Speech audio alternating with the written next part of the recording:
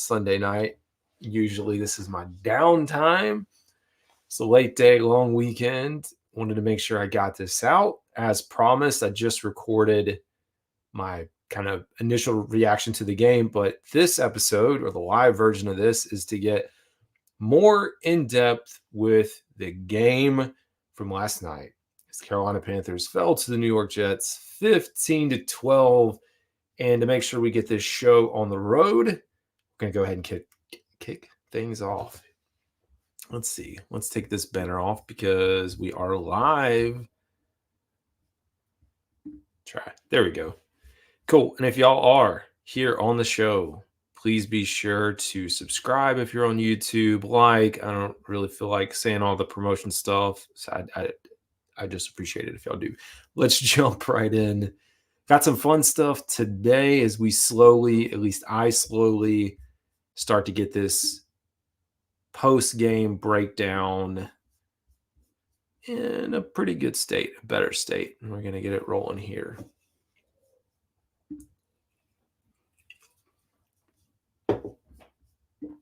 Baby.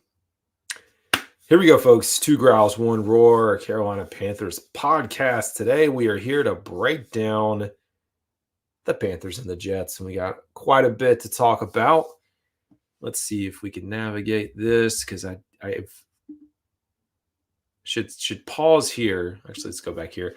Number one, I said it on the episode I just recorded, but a big shout out to my father-in-law. If you notice, the audio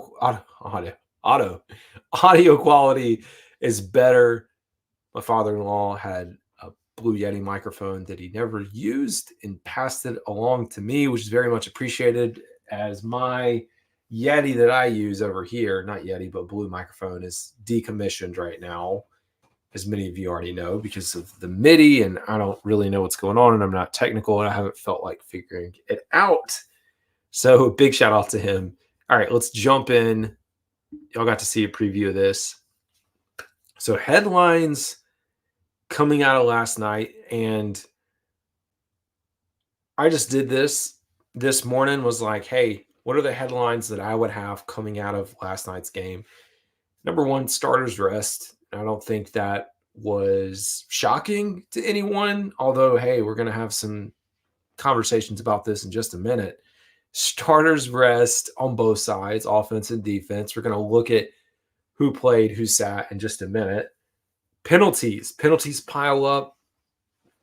You've got, that Eddie Pinheiro kick, he was trying something, so I don't know how many people listened during the week, but he did say in the last press conference they had something coming this week in this game. And so if you don't know, he got penalized for kicking the ball short of the landing zone, which brings the ball out to the 40. Not a great situation for any offense to start, having any opposing offense starting on the 40-yard line. I'm guessing they're trying to work out something where it's going to be more of a squib. And the hope is, if I'm the special teams coordinator and I know they're practicing this, my guess is they're trying to do their best to kind of kick it around in the landing zone to where as soon as it hits, it's probably like close to the first line of defenders, where there's a chance to maybe even recover it on the offensive side of the ball. I wouldn't be surprised if some point during the season that happens, but they tried it. It didn't work. But you still look at pre-snap penalties and, the Jamie Robinson pass interference at the end of the game. I was not a big fan of that. I mean, very late call. I even go back and look at the one where Martinez is scrambling and they get the ball out, and you thought for sure that it was going to be like a holding call, and it ends up being 2 defensive calls on the Panthers. It's very frustrating. Penalties have to be cleaned up. Penalties, that has to go back to discipline. Those things are coachable. Defense, the defense did shine. I thought we saw some really good things out of Trevor Wallace, out of Jamie Robinson, Claude and Canalis, guys that are going to continue to make it difficult for the coaches to whittle this roster down to 53 players. Field position, I don't know how many people followed along as I tweeted this out. It, in general, felt that field position was very lopsided. And so I went back and looked at the start of every drive. And this was, I think, right before their last drive. And it was like ridiculous at their starting field position throughout this game for the Jets offense. Their starting field position average was their own 40-yard line. And that's skewed because their last drive was their worst starting drive where they started at their 15. If they had not started at their 15 on that drive, they probably would have been close to midfield, probably close to the 50-yard line, possibly even into our territory for average starting field position. So I kind of pair field position being lopsided and the defense only giving up 5 field goals is, hey, prime opportunity. Special teams. I mean, you could really lump field position and special teams together as well. Special teams has a lot of work to do. And I know when we get into the season, some of the starters are likely going to be out there, or should be a majority of those guys. But you still may have some of these guys on the back end of the roster who are out there on special teams. Remember Sam Franklin, could be an Alex Cook, a Jamie Robinson, whoever it is. Special teams has been a big piece of terrible field position, whether it is the penalty, but it's punt coverage. Punt coverage the last 2 weeks has been not good. And people will get upset that, I guess there's a camp of folks that did not like Chris Tabor, but I will tell you from watching him coach the special teams unit, I do think Chris Tabor, that was one of the bright spots. We don't have that anymore. And you have Tracy Smith taking over, installing, and I don't think what he's installing is bad. It's just poor execution. You look at the missed tackles. I go back to the one where, and we're going to run this back when we go and I do the film breakdown. Side note for those that, remember the last one I just did where we did film at the end of this. I'm not doing that today time-wise. I'll do film later this week. So more to come there. But Heckler pinned the ball right against the sideline. You could have not placed it in any better spot. You have 2 or 3 Panthers players conversing down on him, really trapping him in, and they couldn't make the tackle. And it sets up this perfect cutback and wall for the Jets. I mean, he goes completely opposite field and knocks off a really big return. I'm holding my breath that, hey, when the starters are out there, maybe things will get a little bit better, but it does worry me to have a special teams unit be one of the deficiencies in this team, especially considering how well we've seen the defensive play so far. But it's the preseason. Work these things out. Probably the funnest thing I have heard all weekend was the conspiracy theories that are flying through Panthers Nation. And yeah, you know what? I'm not a big fan of X. If you followed me for how long you followed me, you know that like if I had a choice, I would not be on there. I reluctantly got back here on Twitter. We'll call it Twitter when I started the show. But it was months into the show. I had not been on here in like 8 or 9 years. That's how long the gap was. But the conspiracy theories are flying, and we have people in this fan base outside that believe the reason the starters are not playing is because David Tepper and his influence. And I cannot believe those words are being uttered. I mean, it just makes people look bad. Like, it makes us look like freaking idiots that there are people that truly think that David Tepper is sitting there telling Dave Canalis not to play the starters. I think that Tepper should be under a microscope, and I think that you should critique everything about him. But that, oh man, that's a new one. I'm not buying it, and I'm not worried about it at this point. Sure, I'd love to see in this final week the starters play, but considering the injuries and what's happened and the health, I want to go into week 1 as healthy as possible because we're going to look at the people that sat out here in a minute. There's a big chunk of that list that, well, I shouldn't say a big chunk, but 9 or 10 of those guys that are battling some form of an injury. So I think you take all that, though, from what we saw in Steve Smith and Anish Shroff, who did an awesome job calling the game. Effort was an A+. And I think we did see an improvement team-wise week over week. Sure, we didn't see an explosive offense with Jack Plummer and Luton came in late. I tell you what, I think Dave Canalis is probably doing the biggest favor that he could ever do, giving Jack Plummer tape. And whether you like Jack or not, and I'm not saying that Jack's out here lighting it up, Canalis is doing him a solid by giving him 2 games with 3 quarters of football. And I don't know if that means he's gone when we get down to cuts, or if Luton stays around as the 3rd quarterback on the practice squad, or if, Canalis rolls the dice and sticks with it. But he's definitely helping him out from that perspective. All right, let's keep it moving. There you go. Final score. Jets 15, Panthers 12, week 2.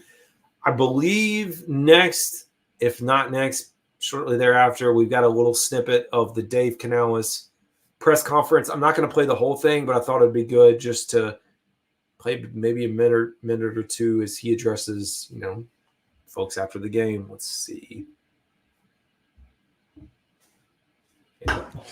Just the finish of it, just felt good. Running the ball the way we want to, that tough style.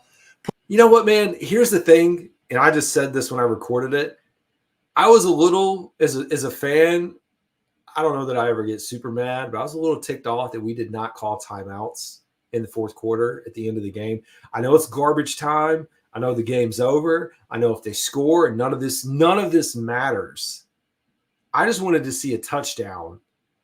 And I tell you what, Johnson put the team on his back. He was not going to be denied. It was like coach just comes up play after play, 22 draw, runs up the middle, ISO. And it's like they continue to run the ball, not even attempting to take a shot downfield. And he said, all right, you're going to call running plays every single time. I'm going to make sure and go out here and score a touchdown, even scoring as time expired with the last play of the game. So I will say, that, though, to me, also, you got this guy, undrafted free agent, rookie running back out of Washington.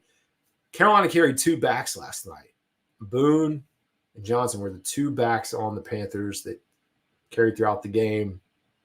And no idea if Johnson's got a chance to make the roster right now. But I like that mentality, man. I like the fight that he showed. And the offensive line. You got to give credit to the offensive line and everyone who was out there blocking to help him, open up some big holes there at the end. And, fight his way into the end zone. But, Coach, I would have loved to let you, maybe call a timeout. Give us a little more time to see if we could score. I didn't care about winning. I just see a touchdown, which ended up happening. Pushing the pile.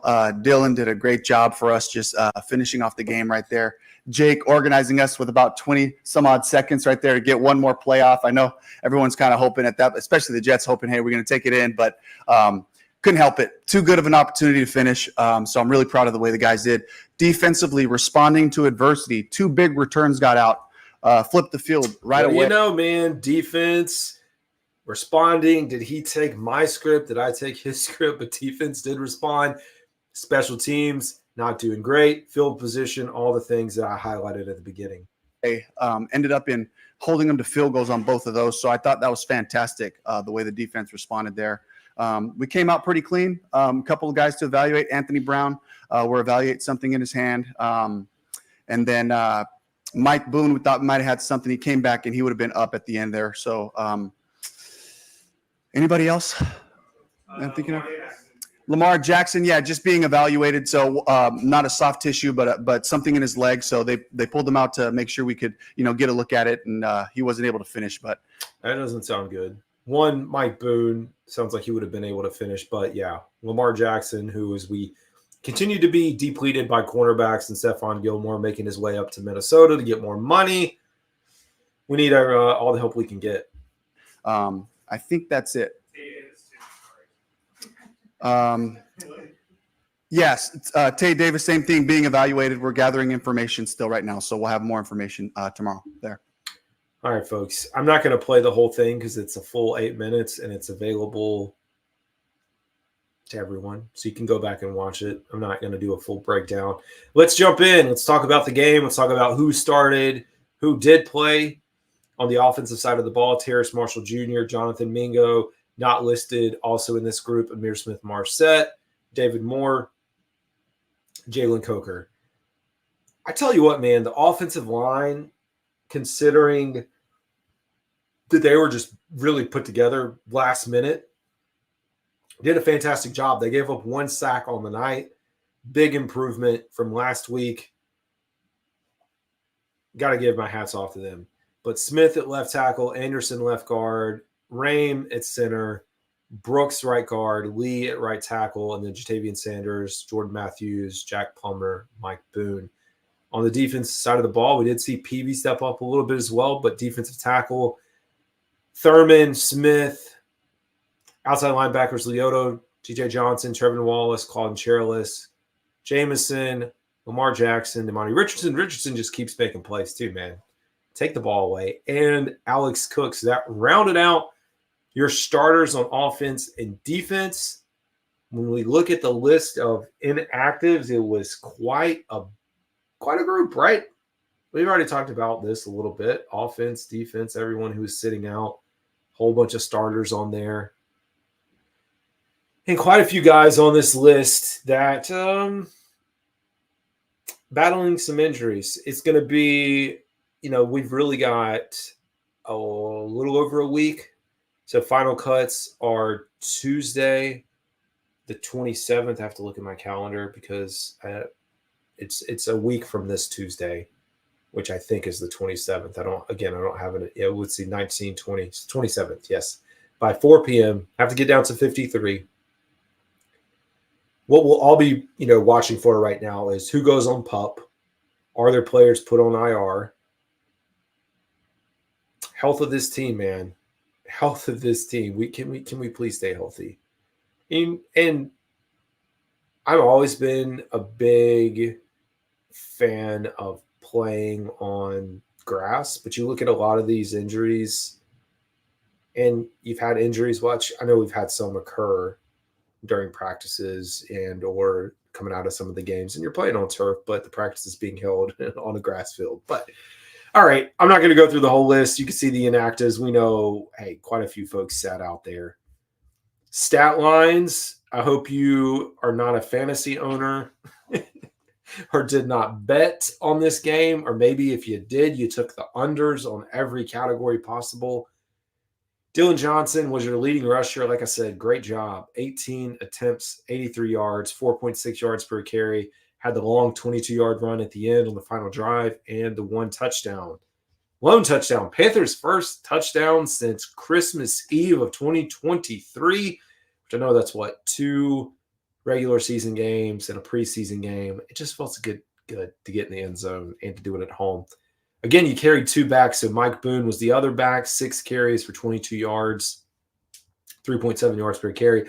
Sounds like, again, the injury, but he would have been able to come back, but Johnson closed out the game. Make the most of your opportunities. And then Plummer did have 1 attempt, and Mingo. Passing, hey, not much of a passing attack, but 11 of 18, so better, a little bit better, only 42 yards. And again, only the 1 sack. So that's my one positive there. Luton, 2 for 2, 19 yards. 13 was his long. So there, 2 quarterbacks. Receiving, Amir Smith-Marset did have 3 receptions for 8 yards. So he was the leading receiver in terms of receptions. Yardage-wise, Jatavian Sanders was there with 22. 2 catches, 22 yards. Marshall, 2 for 14. Really liked what we saw out of Sanders, Marshall, even Mingo for a little bit. Johnson had 2, but no yards. Coker with 1. Felipe Franks had 1 late. Jordan Matthews 1 for negative yard. And then David Moore had 2 targets. And Strachan, I think Strachan's was close. I feel like his hit off his hands. He had an opportunity there. Richardson had 1 interception. Oh, man. And I think he said after the game that he felt like he should have scored, which I did too. I was like, come on, man. Take that in. Johnny Hecker, busy night for him. 6 punts, 47.2 average, but net was only 37 yards. A lot of big returns and 1 inside the 20. Punt return, Amir and David Moore split. So you had 1 return by Amir for 5 and David Moore with a fair catch. And same thing on kick returns. total average coming out to about 23 yards between the two there. Ball possession and drive chart. I love to take a look at time of possession, average starting field position, drives, who's doing what. The Jets had one possession in the first quarter, was a turnover on downs, then 2 punts and the field goal. Solid first half. But you look at their starting field position, drive began at the 47, 29, 45, 33. Second half had a field goal, interception, which threw it, field goal, close it out. Again, average starting field position there, 40, probably, I take away, I mean, I don't have the math in front of me, but you're talking about 30-yard difference. I'm guessing it'll probably been about the 45, 46 without that last possession. But that last possession, though, man, 11 plays, 36 yards, and then the one right there to close the half, which took 8 minutes off the clock, 17 plays, 59 yards. That's long drives. On our side, 3 and outs, man. That was the other thing. So on the defense side of the ball, we forced 3 and outs. Offensively, 1, 2, 3. We had 3 and outs, so better than last week. I think half of our drives last week were 3 and outs. But you had a punt, you had a field goal. Guess what? Panthers led. That feels good.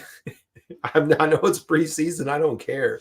Feels good to have a lead for any amount of time right now. Punt, into half punt, field goal, punt, touchdown to close out the game. And the Carolina's starting field position was their own 31. So a difference of 9 yards. Talking about defensive stats, Jamie Robinson, 7 combined tackles, was your leading tackler. Again, he is doing everything possible to put pressure on this team, whether it's special teams, however he can to make this roster. And I do think, given the injuries that have occurred as he's been playing nickel and safety, that I do think his stock should be rising. But 4 solo, 3 assist. Claude Canalis right behind him with 5 combined. PV also stepping up with 4. Trevin Wallace with 4 flying around. Paul Moore with 4. Smith Wade 3. DJ Johnson 3. Oh, let's see where. TJ Smith with the 1 sack. I think that was the lone sack. Had quite a few batted balls at the line of scrimmage, and I also highlighted Richardson's interception. Let's move it along. First half summary, and sorry, this one's a little bit smaller. I think we did a decent job of already breaking this down. I mean, there really wasn't a lot happening in that first half for the Carolina Panthers when you look at the 3 points. But, hey, defense doing its job. So total net yards for the Panthers, oh my gosh, 56 to 84. I don't think either offense really had anything that stood out based on that performance there. All right, longest plays. This is another chart I like to look at. Explosive plays. That's something that our offense has been dying for. We got to have it, right? We need some explosive plays. Look at last year. When you look at this chart, comparing the top 10 longest plays for the Panthers and the Jets, Panthers actually, I'd say, won the day, but had a few longer ones. And again, that pass from Martinez to McCutcheon, he goes out of bounds, but then you have the face mask penalty that's tacked on at the end, which, hey, makes it a much larger play. There's also defensive holding. Oh my God. Had defensive holding on Lamar Jackson and the face mask, and that penalty was accepted. And somehow there was not offensive holding during this time. But then you had a 21-yard gain, 12-yard and 10 for the Panthers. Johnson's run up the middle, another run. I mean, 2 runs of 22 yards. I guess the first one, it says run up the middle to 37 for 7 yards, but had to be a penalty tacked on the end. They don't have the penalty highlighted, but that's weird. And pass to Amir, run up the middle. So I want to see this continue to be the trend for the Panthers, seeing some decent production there. All right. Scoring summary. I don't think we really need to spend too much talking about a bunch of field goals that are kicked around. Largest lead for the Panthers in the first half was 3. In the second half for the New York Jets, largest lead was up to 9. And number of drives while leading for the Panthers, it was 2. Time of possession while leading only 4 minutes. And all these, you're like, why are you talking about drives leading, time of possession leading? If you remember last year, Panthers did not have a lead in the fourth quarter. So for me, these are just some of the things that I want to monitor. I want to see a lead in the fourth quarter that we can sustain. I mean, if we go out there and we win 7-8 games off of field goals or touchdowns as time expired, so be it. But hopefully not. Hopefully we are carrying some leads, being able to grind down teams and run the ball late into the game. Please. And snap counts. So offensive side of the ball, you can look on the left-hand column, get the snap counts, as well as special teams snaps. So Brooks, Lee, and Rame played 100% of the snaps on the offensive side of the ball. Plummer, next on the list, was 75%. Then Anderson and Johnson, 70, 60. Amir Smith-Marset played the most snaps for a receiver with 58% of the snaps and 38% on special teams. Crawford with almost half. David Moore, Jalen Coker close to half as well. And then kind of goes down from there. Terrace Marshall, 20. Strachan with 20.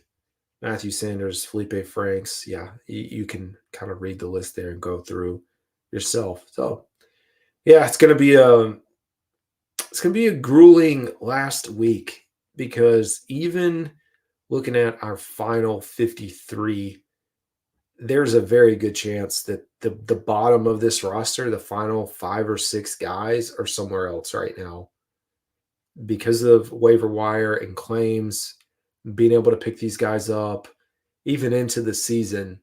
And the Panthers last year, even where they sat at 9 in waiver wire, picked up 3 off of that list. And so, yeah, sitting at number 1 with a bunch of needs and a lot of injuries piling up, I think that they're going to be active, which, as the practice squad shapes up. Yeah, I'm interested to see how that plays out over this next. Now let's look at defense here. So on the defensive side of the ball, Jamie Robinson leading the way with 80% of the snaps, almost half on special teams. Shaw Smith-Wade, 77%, so they're kind of leading the charge there. Richardson with 61%, Jameson 61%, Leota 54, Wooten 52, Boodle 52, Villain at 51, DJ at 49. I guess I'll stop reading because y'all can see that. But a lot of snaps for these guys in the rotational side of the back of the lineup there. And then I guess they did throw in our special teams all-stars at the bottom, JJ Jansen, Johnny Hecker, and Eddie Pinheiro. I didn't realize, I guess, so Brady Christensen didn't really get many offensive snaps. I think he didn't get any, but he did get in on 2 special teams plays. Didn't know that. All right. What do we have next? Final chart. Oh my gosh, this is small, man. I'm going to need my glasses. I got to figure out a better way to put this one on there. Total first downs, 14-12 in favor of the Jets. Third down efficiencies, Wasn't great by either team. 4 for 14 and 3 for 11. Talked about passing and rushing. Let's see. Where are our penalties? Down at the bottom. Jets actually had 7 for 70 yards. We had 10 penalties for 84 yards. So here's the positive that I will say with penalties and special teams, those things can be cleaned up. It's a lot easier to clean up a special teams formation or getting guys in position versus trying to just not having an offense that is good and or a defense is just bad. Like some of those things are much harder to adjust on the fly. Like you can fix both of those things are very much fixable for the Panthers, and it's still early, right? Still early in the preseason, but y'all know this is what we do, man. Give you as much analysis as possible.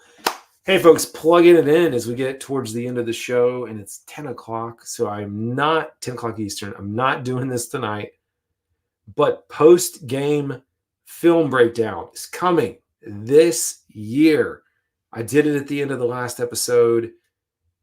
I'm not doing all 22. What my plan is, I mean, maybe eventually we'll get into all 22. I did it that last year a little bit, but just not planning it this year.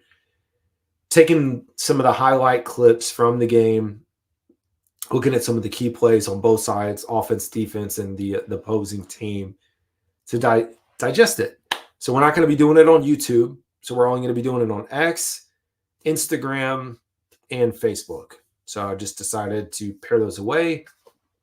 Primary reason is because when I use the YouTube videos for reference, and they get flagged as copyright, and it just creates a train of stuff that I don't want to deal with as I continue to grow the channel, monetize. I want this to be as clean as possible for me to help grow. So there you go. And I'll come later this week. All right, weekly awards. And dang it, I did this out of order, and I'm mad at myself. Grounds and one rule. For folks that followed the show last year, this is my favorite part. Came out, I don't know, halfway through the year. Now I'll go back. Now I'll actually go back here. So weekly awards. We give out 2 growls, which are kind of your sub-tier awards, and 1 roar for the player of the week. Last year, I did this myself. Like I handpicked who I thought, deserved the awards. We did it every week. Even one week we gave it to the folks that cover the team, as far as the writers, reporters, all that. It was fun to do. But this year I said, hey, I want to have y'all decide. You tell me who should be the player of the game, and I'll let you decide. So the way this is going to work is, which I was late doing it this week.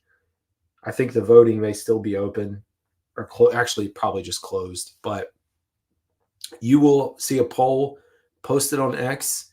I will put, the way I think I'm going to do this is I'll probably put 8 players. So I can only do 4 per poll. So I'll probably do 1 poll and then comment in a thread with the second poll. So you can pick from the group of 8 to vote, or you can leave a comment, and I'll base it off of how many people actually like that. So it's pretty simple to do. But this week, I picked 4 folks who I thought should be up for consideration, and y'all voted. And you can see right here, the 2 growls are going to go to Dylan Johnson and Jamie Robinson for their performance. Don't worry, I'm going to get some fun sound effects. I'll also, as I clean this up, actually show them with maybe some stats and stuff. We'll make it a lot nicer looking when we give out these awards for these guys and post them. And Trevin Wallace is your, I guess we could call it player of the game, but he gets the roar. So hats off to those guys. I do think, like, out of that group, all 3, fantastic night, and Claude and Canalis, runner-up. Didn't include anybody on the offensive line. It was kind of skewed towards the defense. I do think maybe there should be some honorable mentions there with some of the folks on the offensive line for stepping up the way they did. So, anyways, let's see what else we got. I'm going to grab this. But I do have those nice intro videos. I lost them editing some stuff, but I do have videos and background music for all these segments. If you followed it last year, you got to see it. All right, fan grades. We're gonna go out here, and I don't know that I should do this because I'm scared of what I will see. So I did this last week, and I apologize because I accumulated fan grades and votes, but I did not talk through the results or comments. And I know there were a ton of comments last week. A lot of people scared. A lot of people worried about the Carolina Panthers. But this week, I'm a little shocked. But hey, I don't control. Like, y'all vote. Go out there and vote. We only got one, like one-ish A, few B's, D's, and a C. So if Panthers fans are giving the grade for this week for the Carolina Panthers is a C. I think I'd personally be in the closer to the B range. Like I said, there was a lot more positive coming out of this game for me than negative in all things considered. But hey, I get it. They're not scoring points. They didn't win. You probably wanted to see the starters, so I could see why you're like, oh, it's a C. All right, let's see if I can find the C on here or find the grades. Hold on. Hold on. I guess we do have. I will share because I've got this pulled up. All right, so there were a few comments. So Doc G65, what's up, Doc? He said, I feel the biggest thing for me is how much they improved from one game to the second. A+. I agree. Like I said, the improvement from last week to this week, and we heard it on the broadcast with Smith, Senior, and Anish, there was a significant improvement. There's a lot to clean up. But week to week, with the second tier, third tier guys, here we go. Chuck Billiot, what's good, man? Panther 2771 said, sorry, bro, same as last week in F. He's dropping the F. How's the other thing? Yeah, last week, I unfortunately I can only do, maybe I'll have to group these A, B, C, D, F. Figure out a way to better align. But he did give us an F, and a lot of people gave Fs last week. They were very frustrated. Plumbers played 6 quarters with nothing to show. No real evaluation for the receivers because this guy can't get to the ball. Defense is light years ahead of the offense. Yeah. There's no doubt the defense is on a much better state, and I talked about that. As far as an evaluation, it is tough for the back end when you talk about that. The guys I mentioned, Amir Smith-Marset, Terrace Marshall, Jalen Coker, David Moore, Strachan. I know he pronounces his name differently, but Mike, those guys, because I do think those are like the group where like you may have one or two out of that group that crack the roster. All right. Those are your votes. Now, what was the other one? Oh, that was it. That was simple. Last week's was crazy. I wish I could find it because last week, man, people were losing their minds. I'm going to try to find it live, folks. So I wish there was a way to easily search for closed polls. It's like there's too much activity on here, man.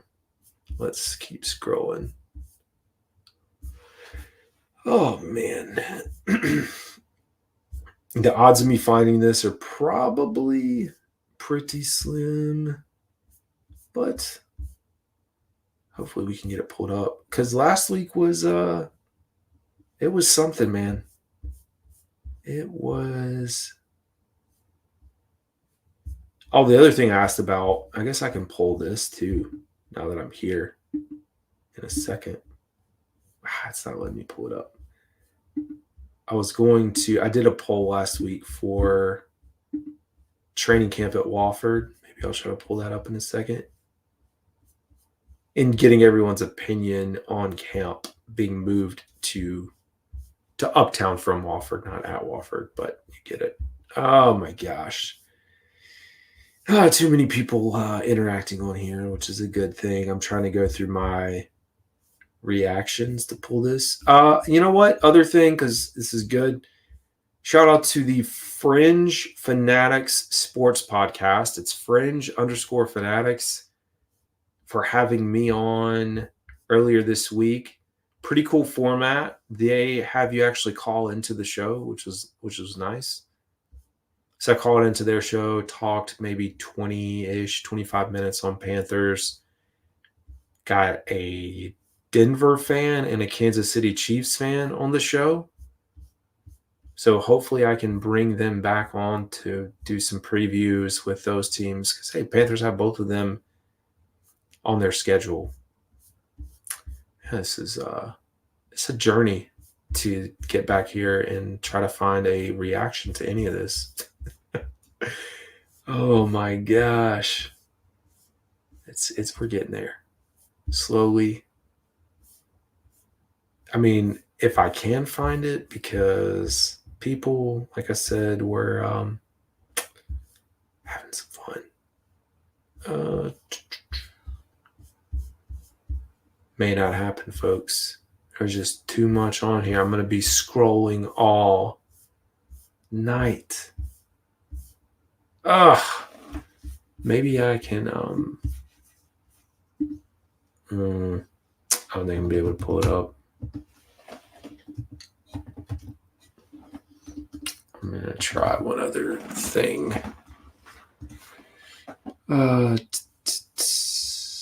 Nope. Well, I searched grade Panthers in results, and like 2 of my tweets popped up as a top tweet. So that's good for me personally, but it's not good for me trying to locate this. And I guess it's not going to happen. So I tried my best, folks. Just couldn't get it to pull up. So, all right. I have not been catching up on comments, y'all. So let me now catch up, as I have been neglecting y'all in the chat. So I apologize as we went through there. What's up, Cornbread? How's it going, man? I hope we get to see the starters for at least, let me close out stop sharing as we close this out. I hope we get to see the starters for at least a few drives this upcoming preseason game, just to see a fraction of what lies ahead. I do too, man. Part of me is like holding my breath. Do we think that we're just not good and we don't want to show people yet? Like, I hope that's not the case. I don't think that is. At least I hope not. Oh, what's good? I love the interaction between folks carrying over. Horrible call. Yep. I think that I had to go back to the penalty. This is what I get for just yapping and not looking. I feel like it's guys trying to make that big tackle for a loss and missing, and boom. Yep. Yeah, talking about the missed tackle on special teams. This is what I get. Yeah, I was listening to Ropstar. Hope I'm saying that right, man. I was listening to him earlier, and he was talking about the PFF grades, and I think referencing that. So it was a good game for Anderson for sure. Yeah, I think Luton should be QB3, or waiver wire is always a possibility. This is what I get, man, for just not paying attention live. I thought for sure we'd go down there, and this is, talking about the end of the game. Use a timeout. We hadn't scored a touchdown. Wanted to see that. Wanted to see it. We got it, though. Made it happen. Yep. I don't think he does either, which I think he's shown that. What's up, Doug? Man, y'all have been busy, too. I've been keeping up with you, 2 fans in the stands, putting in all kinds of work. Getting a good shout out from Marcus here too. I do. Seriously appreciate y'all as well as the other folks that stay connected to. There's a lot of good Panthers folks out here creating content, and I know at least the folks I talk to, we appreciate it, and a lot of us are connected. collaborated. Still got to collaborate with folks. But it is much appreciated, y'all. Don't forget to step on that like button. Appreciate it. Yeah, I do. I could definitely post. That's a good call out. I can I'll post on X and on YouTube. So we'll share the voting for player of the game, the awards, all that. Let y'all folks decide, and I can kind of, cross-reference and pull them in. Good times, man. But yeah, it's almost an hour in and kind of late for me. I got to go get a snack. But I will be back later this week. We'll do some film breakdown. Don't know what that's going to look like yet, but we'll do it. So anyways, folks, that will do it for me tonight. Y'all have a good one. And as always, keep pounding.